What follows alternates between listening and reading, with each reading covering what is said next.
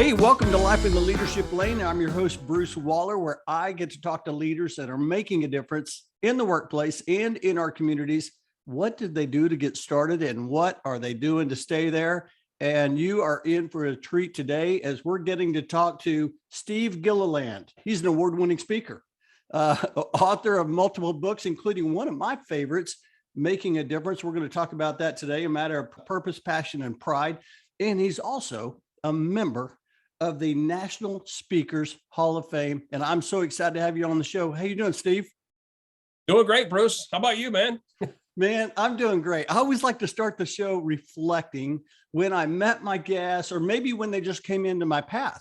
And for you, you probably don't remember this, but this was 2012, Atlanta, Georgia. I attended my first SHRM National Conference. I attended your session, and I was so inspired. It was a mega session. It felt like there were 10,000 people in the room. It was unbelievable. But do you remember being in Atlanta? I do. As a matter of fact, 2012 was synonymous with what you just said. 1 month later, after the SHRM conference, that's when I was inducted into the Speaker Hall of Fame. So 2012 was a big year. And yes, I do remember Atlanta. That's fantastic. And then I came back. And so I've former president of the SHRM chapter here in Dallas. And I said, you've got to get Steve into HR Southwest Conference. And I believe, I don't remember if it was the next year or a couple of years later, you were speaking at the HR Southwest Conference.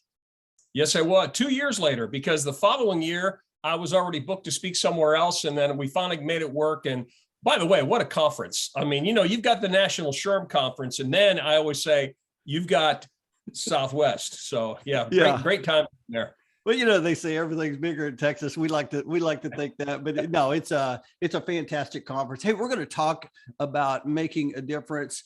You're going to be speaking this year at the SHRM Annual Conference Expo that's coming up in June. It's going to be June the 12th through the 15th in New Orleans. Hey, by the way, have you been to New Orleans? I'm assuming you have.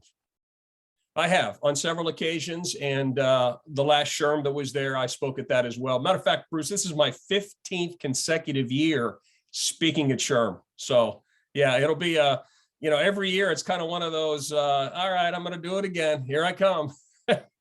I love it. I absolutely love it. You're actually going to be speaking, I believe, on June the 14th at 10:30 a.m. So I'm going to put all this information in the show notes.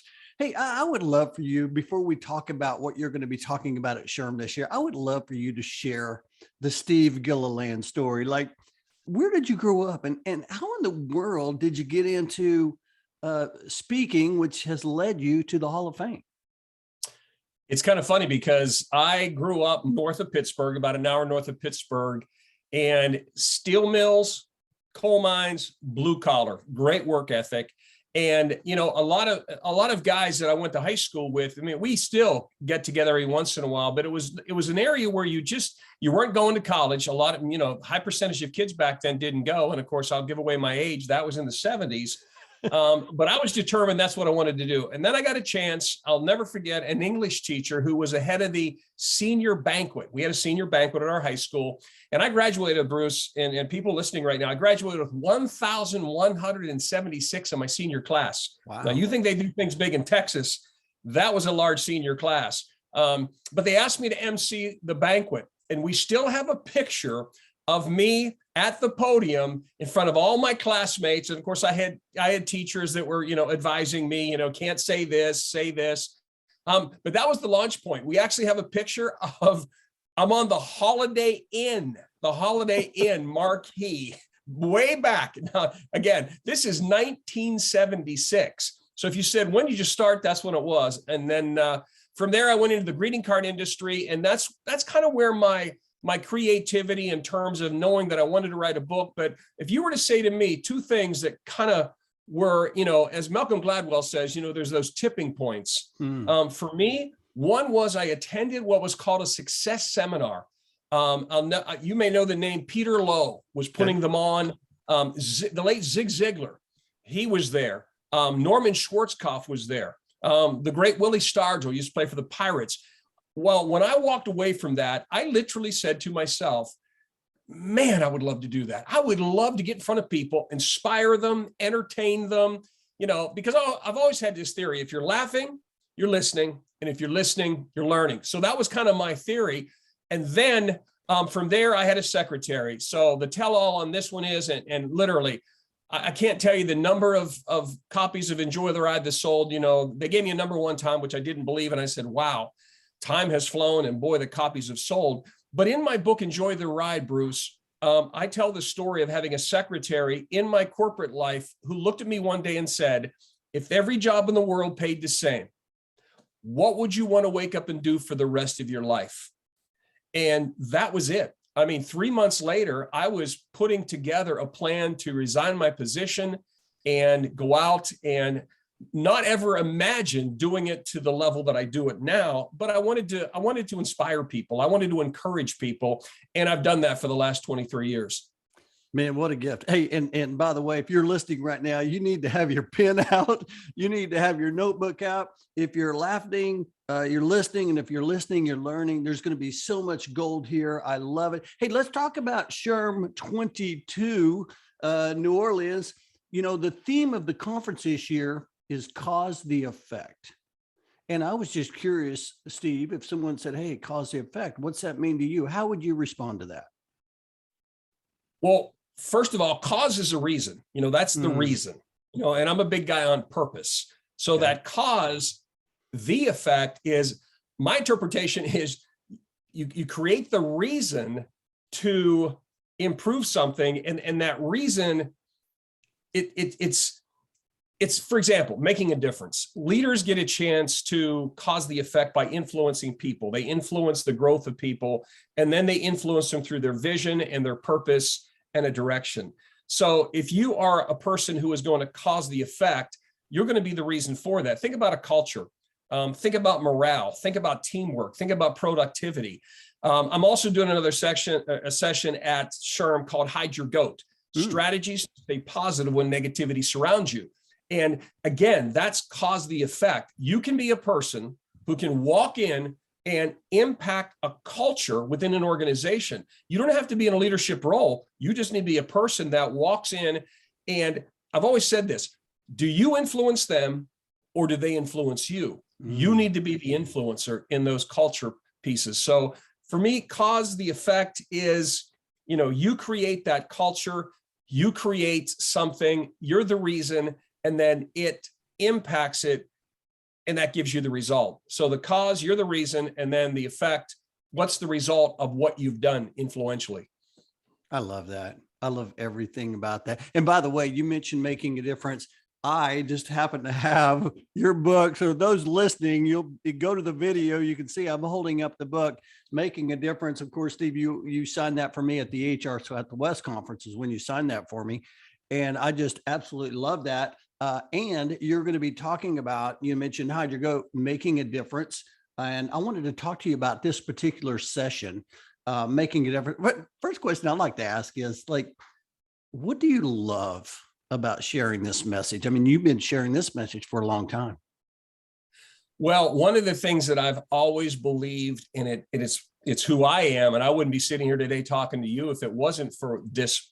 What I love most about sharing this message is in a simple phrase that you, Bruce, I, all your listeners, we can change the trajectory of a person's life in a single moment, just through a single interaction. And, we've estimated about 250,000 teachers have heard me live in the fall when I kick off a school year. When you think about a teacher and the influence that they have, that's exactly where I come from, because if it wouldn't have been in my world for a 6th grade teacher, I may not be here right now doing this, but this was a teacher who, talk about cause the effect. I mean, I'm here today, the result of this person having a purpose. Prior to his death, this teacher literally said to me, and I met him years later when I wrote the book, Making a Difference. I went to meet with this gentleman, and this gentleman had said, his words, not mine, "You're the reason I taught school." And what he believed was that every day he woke up, in a single moment, in a single classroom, he might say something or influence something. And think about all of us.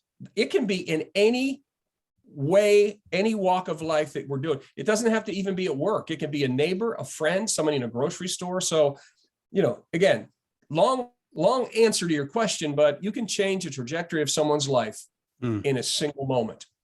I love that, because I remember walking away as a younger leader in Atlanta, being inspired and wanting, and inspired to me is not only you've been motivated, but now you're going to go out and actually take action. And I love that. Hey, let me just ask you, I don't want to steal your thunder here, but I would love to hear like maybe a couple of things you're going to share in your Making a Difference session, or something that the audience can kind of look forward to and inspire them to get signed up for your session. Well, as they're coming, there's one big question I'll ask them at the session so they can be thinking about this prior to June. And that is, I'm going to ask them to think about 5 people that made the biggest difference in their life. Now, you just heard me talk about my teacher. So I'm going to ask them to think about 5 people that made the biggest difference in their life. I'm going to make them think about what it is that those people give them. What did those people influence them? How did they? But I'm going to make them do it in one word. And then the message, Bruce, is going to center around 3 words: purpose, passion, and pride. Purpose is what drives us. Passion fuels us. Pride defines us. And I tell my children, my grandchildren, autograph your work. That is the pride piece. That will define you. Everything you do, autograph it. And take pride in what you do and how you do it. So yeah, a little food for thought there, a little homework prior to getting to SHRM. Think about those people and who they are and what it is that they gave you. Steve, that sounds like your next book, Autograph Your Work. I love that. That is absolutely fantastic. I was looking through the book a little bit last night, and one of the things I saw in there was, I think a lot of people experience doubt. And I was just curious about, your thoughts around doubt. A lot of people, they get inspired and then they leave and then they start to doubt themselves. Can I do that? Any thoughts around doubt or fear that you often share that might help people? A couple of things with doubt. And I would say, for me, one principle I always have is doubt means don't. That's one thing. So when you're making decisions, doubt means don't usually. And then the other thing around doubt is my mom passed away, Bruce, and I talk about her all the time, and she passed away last July. And one of the things she used to say to me is, surround yourself with a character of people that resembles who you want to be. And the reason why I'm bringing that up is sometimes the doubt that you have is not you doubting yourself, it's someone else who has convinced you to doubt yourself. So whoever you're around, again, they influence your thoughts, because people and information produce a set of thoughts, and those thoughts then produce action. So doubt is an action. You start to doubt yourself. Sometimes you're doubting yourself. If you have a person around you that inspires you, encourages you, gives you confidence, they're going to eliminate the doubt. But if you have a person around you that is going to share in the doubt process, you're going to go, I was talking to Jim the other day, and all of a sudden you begin to doubt yourself because of something that somebody else said, when it's self-inflicted. Mm-hmm.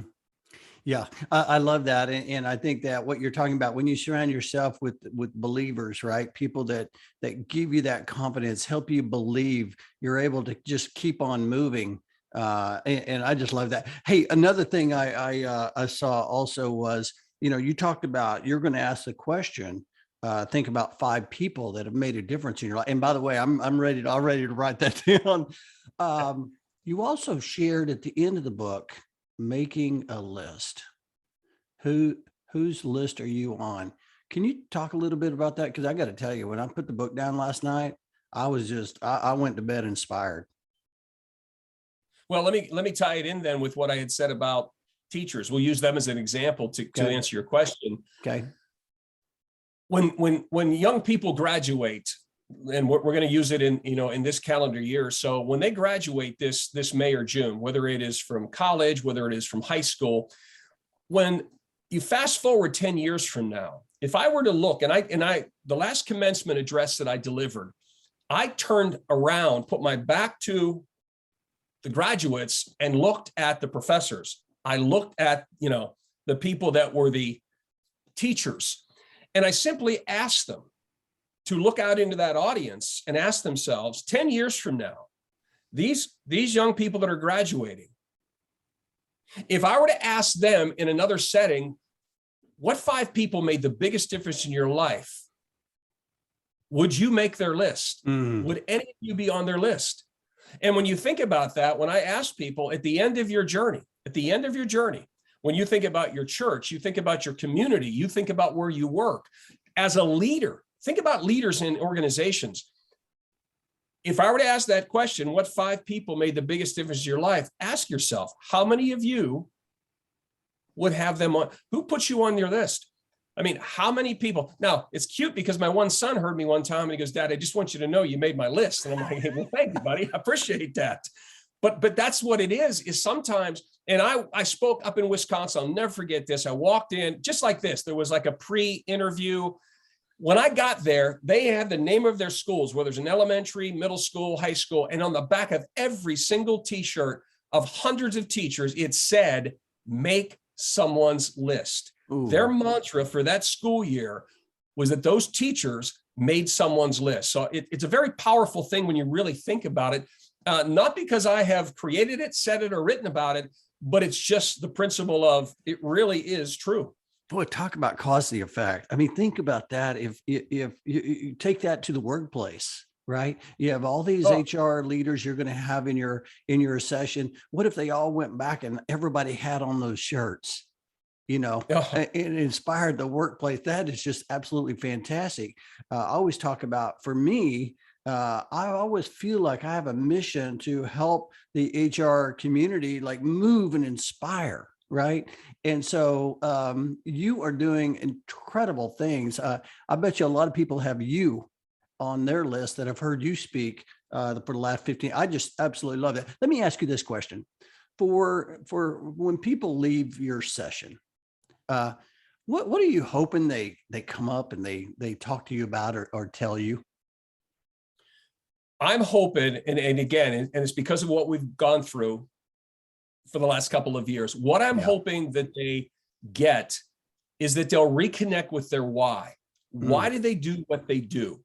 I look at, and Bruce, it's kind of interesting because I know I've seen you, I have followed you on a couple of platforms, and I mean, you really are making a difference. I mean, the things that you say, the things that you repost, the people that and I actually use this word, you bring a lot of joy in a lot of people's lives because I can see the faces in the pictures, but it's why you do what you do. I mean, it's why you're doing a podcast today and I'm your guest. Why do we do these things? We do it so that people understand that the most important thing you can do every day is know why you do what you do and reconnect with it. So when I finish speaking or I'm doing a book signing or whatever I'm doing at SHRM, I just want people to have walked away. Maybe they got stuck. And I'll tell you what, that was another thing I preached for the last couple of years. Keep moving forward with purpose because too many of us stopped. We just stopped. And then we listened and then we were taking advice, which I'm not saying was good or bad. I'm just saying internalize and keep moving forward. And that's done by purpose because why? Purpose is what drives us. And that's that connection piece. So I want people to reconnect with their why. I love that. I know we're both John Maxwell fans. I've heard you talk about John Maxwell. And when you just said, keep moving forward, I thought immediately just the law of momentum. And I think a lot of people get stuck there, don't they? About creating, what is it? The big mo. And they do that by what? Just moving forward, right?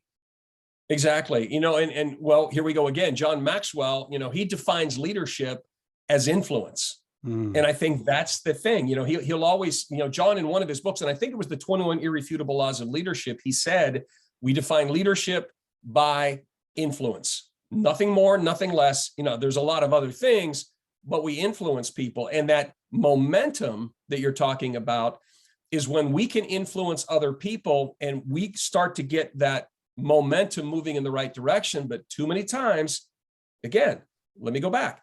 People and information, whatever you consume, the people you're around, the information you take in, that can cause you to stop and get stuck because all of a sudden you're like, well, no, here's another one they're going to hear me say, and I got to share this. So many times the last 2 years, I heard people say, Bruce, it is what it is. Mm, It's not. It is what you make it. mm. That's what creates momentum. You making it. If it is what it is, you have no momentum. But if it is what you make it, you create the momentum. I love everything you're sharing here. And I think what you mentioned earlier, the last couple of years have been extremely heavy. I mean, not just for the HR community, for the teaching community, for healthcare, for everyone. And you being able to give a message and inspire, I think I want to just say inspire hope. You're able to do that. And I'm so grateful for you to be able to do that. Let me ask you this. What advice do you find? I mean, you've given a lot of stuff today but you just find yourself sharing often, especially during the last couple of years, all of this going on, and you talked about keep moving forward. Any other advice that you share that you just find makes impact? It's funny you asked that question. I was asked a few weeks ago. I was on and this was terrestrial radio, but I was on a radio show, and they were asking me, of all the books you've ever written, and of course, here's the way he said it, so your listeners will find some information out here. You wrote 11 books. I've spoken to probably 2 million people have heard me live at events. If you could only say one sentence, what would it be? And I thought it was an interesting question. So it's kind of like what you're asking me. So here it is. Decide what's important and never take it for granted. Because so many times we take so much for granted. Jim Carrey said, I wish everyone could get rich and famous and get everything they dreamed of, because then they could see it's not the answer. And I thought that was powerful. It was just something that when we know what's important, and yet we take it for granted, and we get fixated on so many other things that we think are going to bring us happiness. You think it's going to bring you something, but you know what? It really isn't the answer. And Jim Carrey, I've read a lot about Jim. And when you think about that statement that he made, Jim always knew what was important, but he took a lot of things for granted, and he was focused on things that really weren't going to get him where he wanted to go. And I think we have that. There are people, Bruce, searching. This. People are searching for something. They're searching for answers. And yet they sometimes stop and get fixated on something that really isn't the answer. It really is not the answer. I love that. I love everything about that. I've got, like, right now I have chills. This is so good. I was actually thinking about when you talk about me posting a lot and being out there on social, but I always think about, if it impacts me, maybe it will impact someone else. And that's why I do it. I want to share real quick. I posted this on my social this morning, and this came from your book, Making a Difference. And it says, the good times make you smile, and the tough times make you thankful. Hey, what are you grateful for? I am grateful that, in my world, first of all, I'm a man of faith. I am so grateful that I was raised by a God-fearing, Bible-believing, King James Version, front row Bible spitting, spewing Baptist, and my mom is that. I'm just so grateful for that. I'm also grateful that I've been able to befriend people like yourself, people that in an industry where we can influence people, and we can challenge people, and we can encourage people. So I'm very grateful that I've been allowed that platform. I'm grateful, and I'm not just saying this because I'm on your show. I'm grateful for SHRM.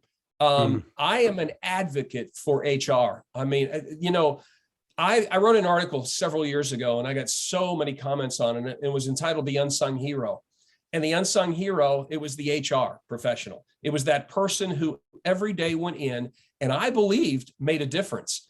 And the challenge is you got to continue to be the difference. And boy, the grind, the day to day, and of course, going back to hide your goat, there are just so many things that can cause you to be negative, and so many things that can take you away and distract you. So, for me, my gratitude, it all centers around something that I think is the most appreciable asset we all have, and that is people and relationships. That's what I'm grateful for. And God. I wrote down what you just said. You just said, not just make a difference, but continue to be the difference. And it reminded me of my brother one time. He told me, he said, man, you're doing some great things, Bruce, but there's no going backwards. You got to continue to be the difference. I love that. Hey, let me ask you one last question before we shift to the last part of the show. It's time to accelerate. I did notice on your website that you have the Gilliland Foundation. I would love for you to share a little bit about that. And because I saw that, I thought, you know what, there may be some people that are listening that may want to know more about that. Can you share? Well, I always made a promise, and again, just mentioned God. I made a promise that if I was ever blessed to the point that I am today, that I would somehow figure out a way to give back. Now, I've always been a person that gave. I'm a person that if you need something, or I was philanthropic and I would give to charities. But to formalize that approach in 2017, we created Gilliland Foundation. And it was to create a legacy. The mission statement is very easy. It's to bring joy and hope to people who need it most. As a matter of fact, this Saturday, irony that you're asking this question, this Saturday, not too far from here in North Carolina, we're having our annual cornhole tournament. Now, when I say cornhole tournament, I don't just mean a few cornhole boards and people throwing some bags. I mean lots and lots of teams, sponsors, their boards are there, and that's one example of something that we do to raise money. Our focus areas are the impoverished and children that are battling cancer. The other thing that we've done that I think is pretty cool, and I know SHRM has a strong youth program. We took on 3 youth and put them on as youth board advisors. So they're on our board as they don't have a vote, but we want to show them, we kind of want to grow the next generation of givers. So we tried to do things in a way that we would give back. And it just was something that I always said, I encountered a woman one time that said, she said, I'm too blessed to be stressed. And here was a woman that was a housekeeper in a hotel. And I thought, if this woman is too blessed to be stressed, then what I need to do is step out and just go there. And for my personality, it's like my mom was a giver. I mean, my mom would give you the last nickel in her pocket, but she instilled that in me. But I wanted to take it to a whole more different level. And that's why when we created Gilliland Foundation, and by the way, it's very easy, GillilandFoundation.org. Perfect. And you'll come there and you'll see a lot of the things that we have done and the people.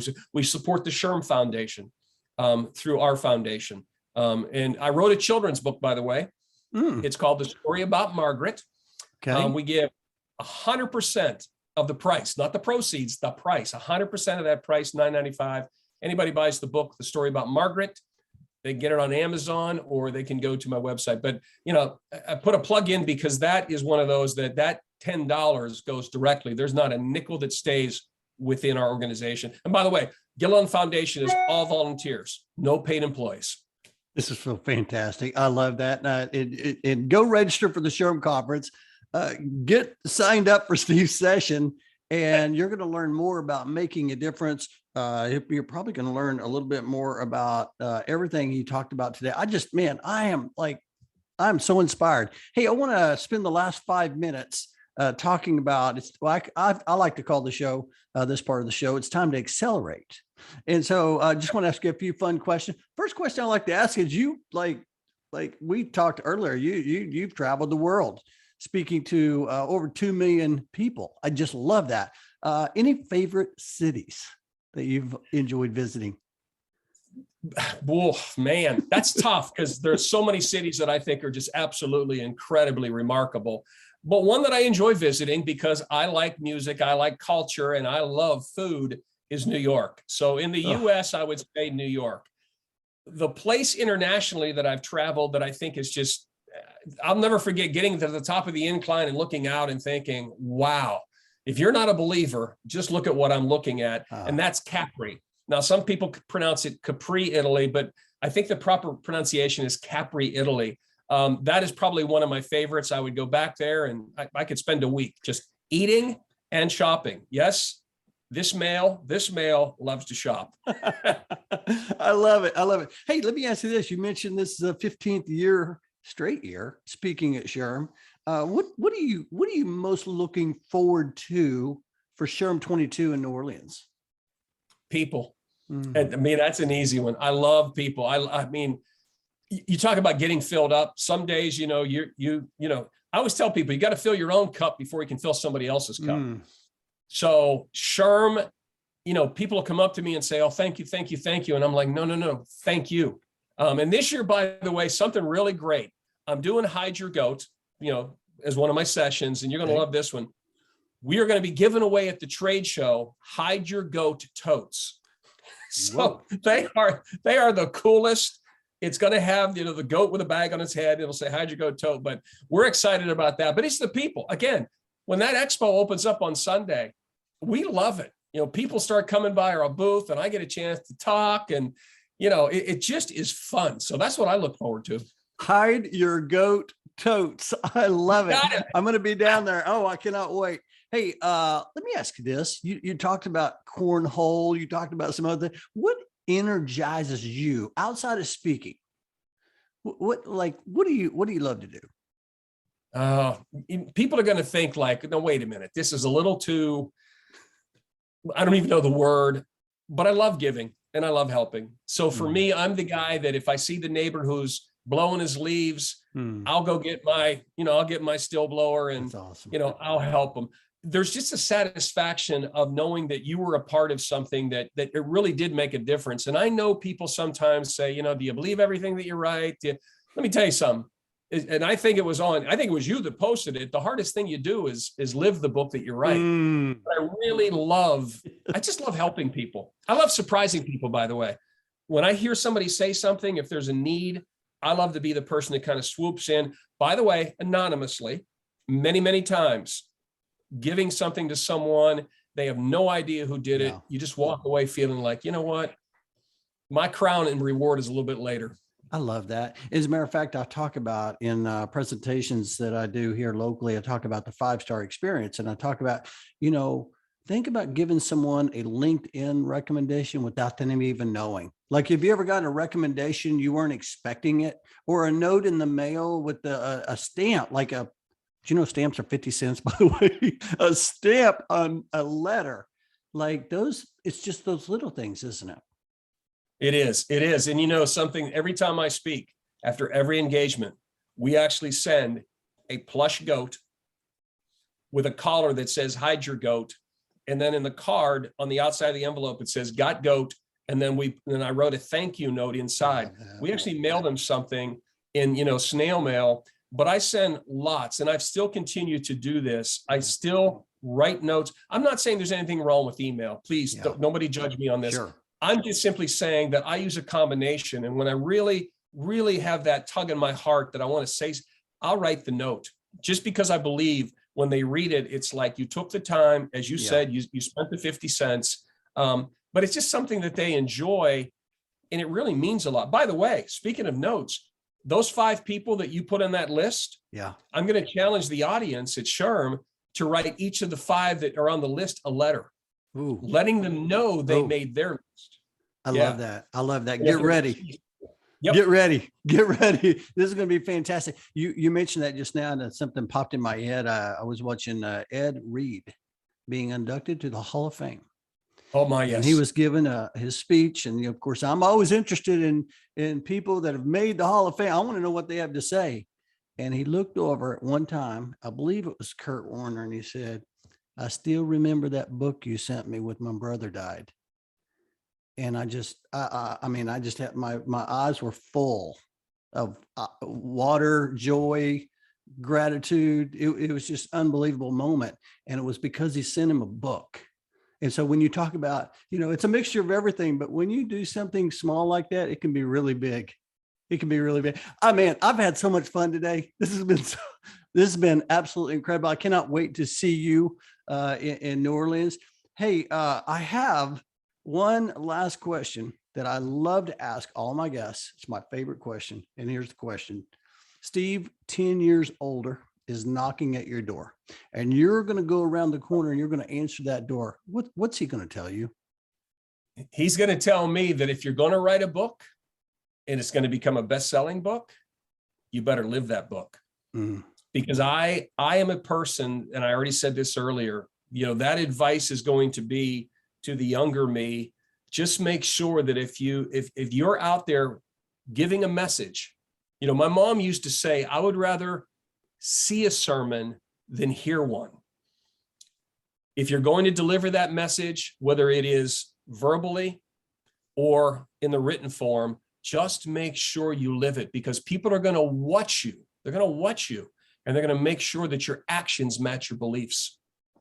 Well, I've enjoyed our conversation today. I've been watching you ever since the first time I saw you speak. I've been inspired. I admire your leadership and everything you do.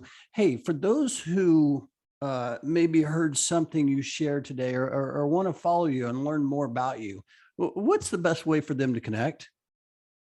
I would say and again, this isn't, they can buy books anywhere, any Amazon, my website, but go to my website and sign up for my newsletter, because this is where I get a lot of feedback.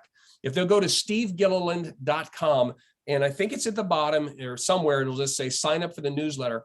My newsletter is pretty unique. I don't market stuff. I don't try to sell stuff. It's a feature article that I do once a month, and I put a lot of time into the article because I want you to think. I want to encourage you. I want you to kind of take a hold of what I'm saying. But that's my biggest thing, is just go to stevegilliland.com. And then the other thing is YouTube, Bruce. I've got videos on YouTube that, this podcast, I hope, will encourage people. I hope people will take something away from it. But my YouTube videos, and I've got the first 4 on my channel, just go to YouTube, type in my name, are called Motivation Bites, something that I introduced a few months ago. And they are 4 to 5 minute videos on topics like honesty, perspective, character, something well produced, by the way, done in a studio, and they'll enjoy that. So that's the way I would connect with Steve Gilliland. I love that. You are definitely living life in the leadership lane. I'm just so grateful for you to come on the show, and I can't wait to see you at the conference. As a matter of fact, you mentioned your newsletter. I get your newsletter, and one of my valued clients gets your newsletter, and she sends it to me every once in a while and says, "Hey, did you get this one?" And I just think that's so fantastic how you are causing the effect there. And so anyway, I appreciate you coming on and just having this conversation. It's been an energizing and very inspiring today. So appreciate you, man. Bruce, my honor. This was great. I can't wait to share this. I'll talk to you later. All righty.